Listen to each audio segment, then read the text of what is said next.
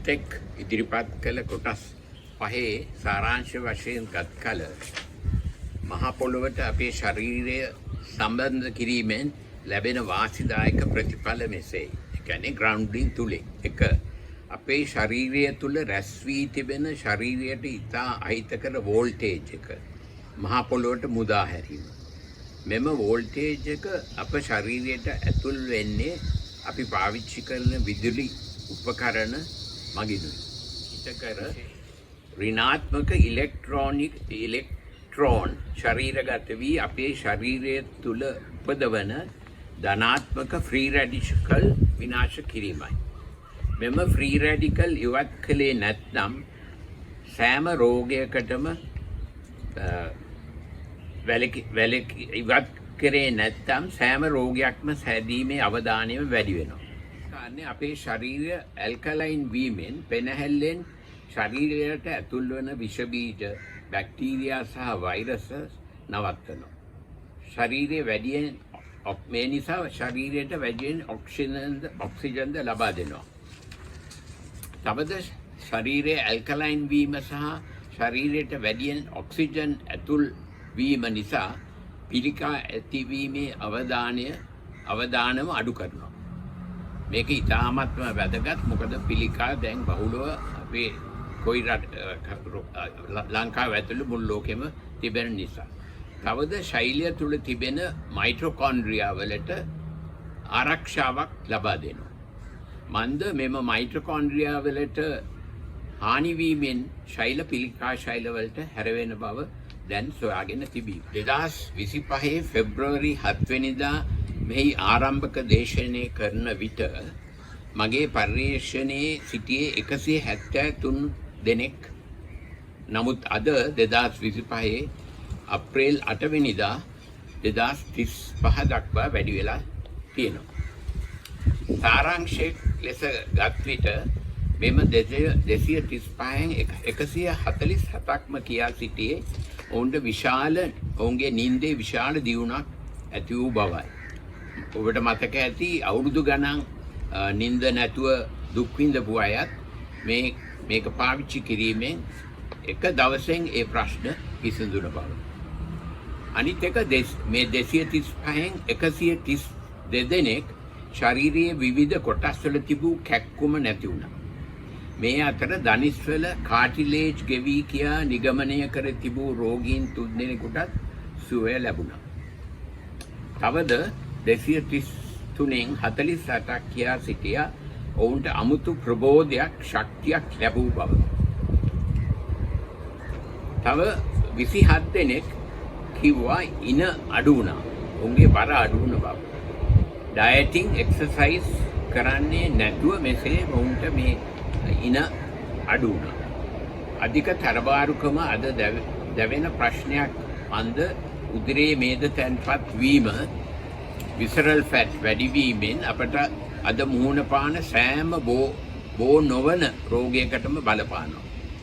දිය වැඩියාව, අධික රුධිර පීඩනය, රුධිර පීඩනය, පිළිකා, ආර්ත්‍රයිටිස්, හෘදයාබාධ, ඩිමෙන්ෂියා ආදී රෝග සමහරක්. මේ අතර විශේෂයෙන් සඳහන් කළ යුතු රෝගයක් තමයි පාකින්සන්ස් රෝගය. දැනට තිබෙන ප්‍රතිකාර වලින් මෙම රෝගය සුව කිරීමට නොහැකි තත්වයකුයි තිබෙන්නේ. මගේ පර්යේෂණයට පාකින්සන්ස් රෝගයෙන් පෙළෙන රෝගීන් 3 දෙනෙක් සිටිනවා. මෙම 3 දෙනාම කියා සිටින්නේ මෙම ප්ලේට් එක පාවිච්චි කිරීමෙන් අවුරුදු ගණනකට පසු ඔවුන්ට ඉතා සුවදායි නින්දක් ලැබූ බවයි. මම කලින් සඳහන් කළ අවුරුදු 70ක පාකින්සන්ස් රෝගයෙන් පෙළෙන පිරිමි රෝගියා මට එවූ පණිවිඩය මෙසේ. 2020 දී පමණ මට පාකින්සන් රෝගය හැදුණා. මට සින්ඩෝපා පෙති කාලබැගින් පැය 6කට වරක් ගන්න කිව්වා. අඩු වුණේ නැහැ. පසුව පෙති භාගය දක්වා වැඩි කළා. මේ අතර මම සිංහල බෙහෙත්ද ගත්තා. රෝගය අඩු වුණේ හෝ වැඩි වුණේ නැහැ. මේ අතර ඥාති සහෝදරයෙක් මගින් වෛද්‍ය නුගේගොඩ මහතාගේ ග්‍රවුන්ඩ් ප්ලේට් ගැන දැනගෙන එය හදාගෙන දැනට මාස 5ක පමණ කාලයක් දිනපතා පාවිච්චි කරනවා. ඉන් පසුව මගේ රෝග ලක්ෂණ සහ අමාරුකම් බොහෝ දුරට අඩු වුණා. 1. ඇඟේ පතේ වේදනාව, සන්ධි වේදනාව අඩු වුණා. 2. මුළු රෑ කාලයම අවදියෙන් සිටි මට දැන් හොඳට නිින්ද යනවා. 3. ඉඳ හිටලා මගේ කටින් කෙල බිඳුවක් විතර වැටුණා. දැන් එය සුවයි. 4. වම් අත සහ කකුල් වෙව්ලීම හුඟක්ම අඩු වුණා. එහි පණ නැති ගතියද දැන් අඩුයි. අවුරුද්දකට පමණ කාලයක් මෝටර් රථය පැදවීමට බැරිවීම නොහැකිව සිටියේ. මට දැන් මාස 2ක පමණ කාලයක් සිට මෝටර් රථය පැදවීමට පුළුවන්. ඉබේම මූත්‍රා පහවීමද හුඟක් අඩු වුණා. තව එකක්, ඇවිදින විට ඉදිරියට වැටීමට යන ගතියද දැන් අඩුයි. නමුත් ඇවිදින්නේ හෙමින්. මල බද්ධයද අඩු වෙන එක. මල බද්ධයද සුව වුණා. වෛද්‍ය නුගේගොඩ මැතිතුමාට මගේ ගෞරවය සහ ප්‍රණාමය පුද කරමි.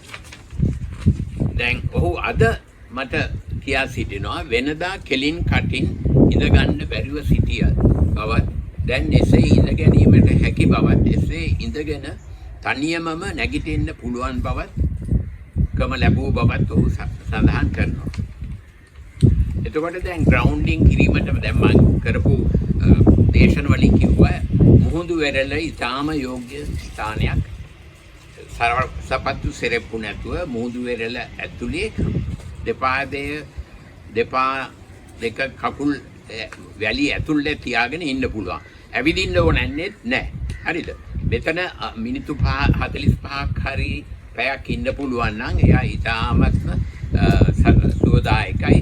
සෑම රෝගයකටම මේකෙන් ප්‍රතිඵල ලැබෙනවා. මම කලින් කිව්වා වගේ දියවැඩියාව තිබුණ රෝගයකුත් ඉන්සුලින් නවත්තන්න පුළුවන් මේක කිරීමෙන්. අනිත් එක දැන් හැබැයි පරිස්සම් වෙන්න ඕනේ මුහුදු වෙරළට යනකොට රේලු වෙනවා දෙපැත්තෙම. ඉතින් මුහුදේ සද්දේ හින්දා ඇහෙන්නේ නැහැ. ඒකෙන්ද කරුණාකරලා පරිස්සමෙන් ඒ ක්‍රොස් කරන්න. එහෙම නැත්නම් අපි මම කලින් පෙන්නුවා ග්‍රවුන්ඩින් ප්ලේට් එකක් පාවිච්චි කරලා ඒ ඉලෙක්ට්‍රෝන ශරීරගත වෙන්න පුළුවන්. දැන් අලුතෙන් මම හොයාගත්ත 4-5 දෙනෙක්ගේ ගෙදර මිදුලේ මැටි පොළවේ දෙපය තැබීම. ඒ ඉතිසෙල්ලා ඒගොල්ලන්ට මම කිව්වා එතන හොඳට වතුර බාල්දියක් දාලා තෙතමත් කරලා එතන වාඩි වෙලා පුටුවක් තියාන කකුල් දෙක තියානින්න. එතකොට ඒ ඉලෙක්ට්‍රෝන එනවා.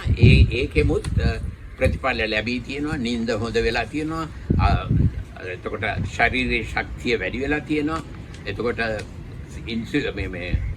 සීනි ප්‍රමාණයත් අඩු වෙලා තියෙනවා. තවද කොන්දේ කැක්කුම හන්දි කැක්කුමත් අඩු වුණා. තව එක්කෙනෙක්ගේ මේ ක්‍රමයෙන් ඉනත් කෙට්ටු වුණා. අවසාන වශයෙන් මෙම වැඩසටහනට සියලුම ස්ලයිඩ් හදා මට ඉමහත් සහයෝගයක් දුන් මගේ මිනිබිරිය වන අලංකී අමුණුගමට මගේ ස්තුතිය පුද කරමි.